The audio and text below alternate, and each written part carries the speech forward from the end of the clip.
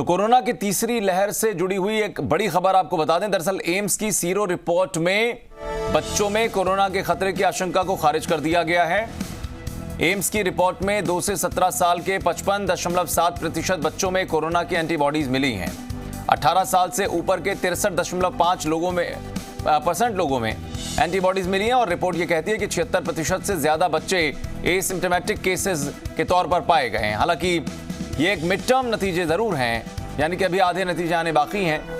हालांकि आधे नतीजों में फिलहाल बच्चों में कोरोना के खतरे की आशंका को खारिज किया गया है।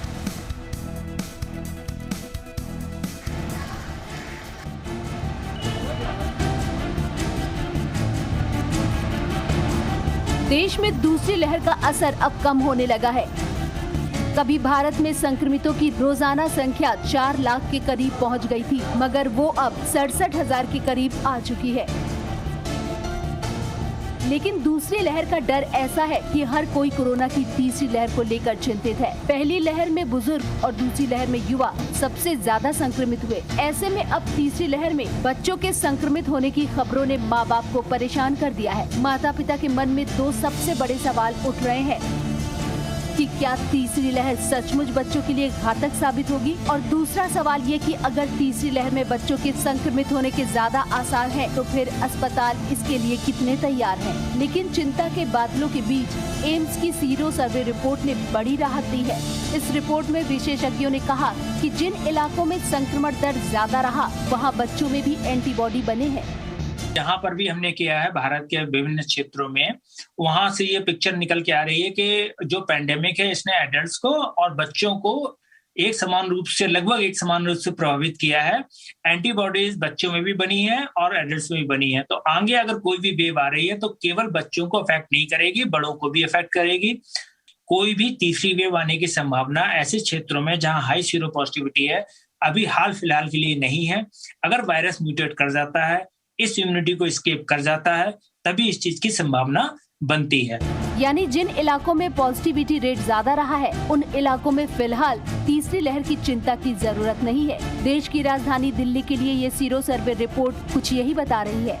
दिल्ली की अगर आप देखेंगे, अधिकांश जनसंख्या कंजेस्टेड कॉलोनी में रहती है और यहाँ पे हमने देखा कि बड़ों में और बच्चों में लगभग एक समान रूप से एंटीबॉडीज पाई गई। परसेंटेजेस अगर आप देखेंगे तो एक ही परसेंटेज 74-75% आ रही है। इसका मतलब ये है कि यहाँ पे बहुत अच्छी संख्या में लोग इन्फेक्शन उनको हो चुका है, उनमें इम्यूनिटी आ चुकी है और नेचुरल इन्फेक्शन से 6 महीने से लेके करीब 1 साल तक जो अभी तक डाटा कहता है उस हिसाब से इम्यूनिटी रहती है।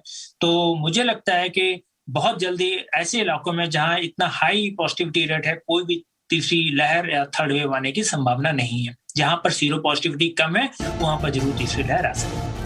इस रिपोर्ट को एम्स ने WHO के साथ मिलकर तैयार किया है, जिसमें दिल्ली के शहरी और ग्रामीण इलाकों के साथ साथ भुवनेश्वर और गोरखपुर के ग्रामीण और अगरतला के आदिवासी इलाकों में भी सर्वे किया गया है। सर्वे 15 मार्च से 15 जून के बीच किया गया। सर्वे में कुल 4,509 भागीदारों को शामिल किया गया था। इनमें 2 से 17 साल के 700 बच्चे, जबकि 18 से अधिक उम्र के 3,809 लोगों को शामिल किया गया। 2 से 17 साल की उम्र के 55.7% बच्चों में कोरोना की एंटीबॉडी मिली, जबकि 18 से अधिक उम्र के 63.5% लोगों में एंटीबॉडी मिली। इनमें 76.92% बच्चों में संक्रमण होने पर कोई लक्षण नहीं था, यानी वो एसिम्प्टोमेटिक रहे।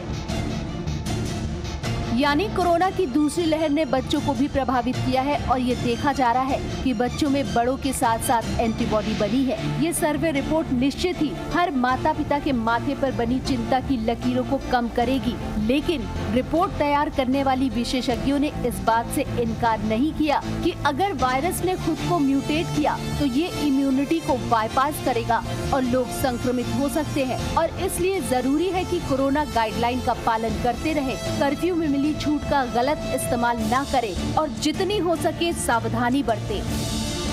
ब्यूरो रिपोर्ट, जी मीडिया।